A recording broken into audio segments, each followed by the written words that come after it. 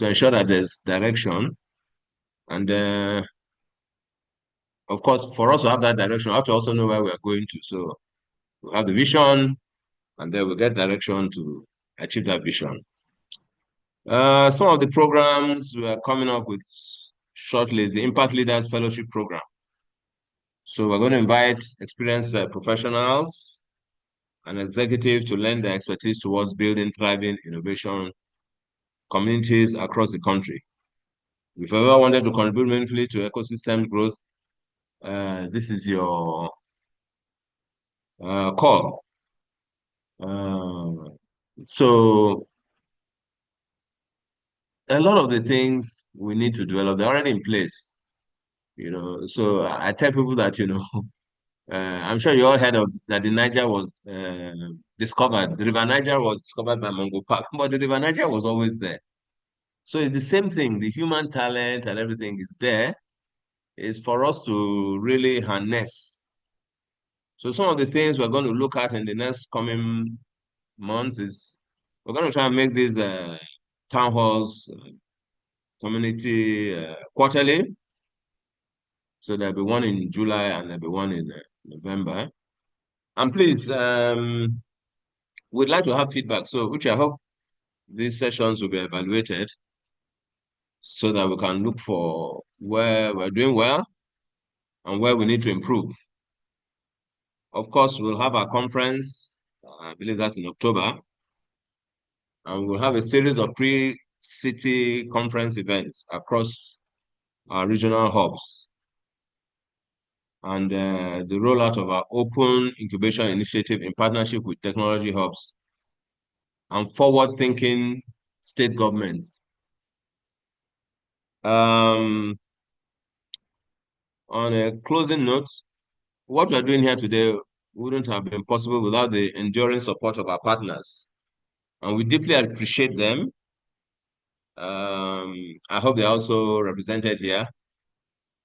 If they are not, please send this part of my my speech to them so that they know that we deeply appreciate them. Just to name them, the main ones, you have Main One, you have Zoho, you have the British Council, Bank of Industry, Meta, and Google for backing our vision.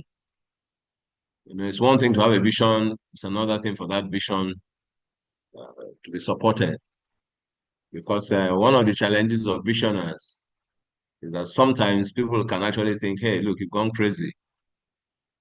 Okay, I understand. I wasn't there.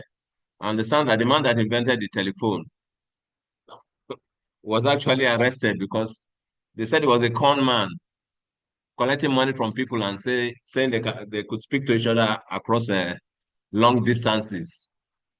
So sometimes visionaries seem to be crazy people, and they are wondering that what is this guy come up with again? So we're really happy that the people that believed in this vision and are backing it, and I'm sure more will join along the line. Also thank our city and campus leads who drive community growth from the grassroots. Because again, a lot of the people in Nigeria live in the rural areas. And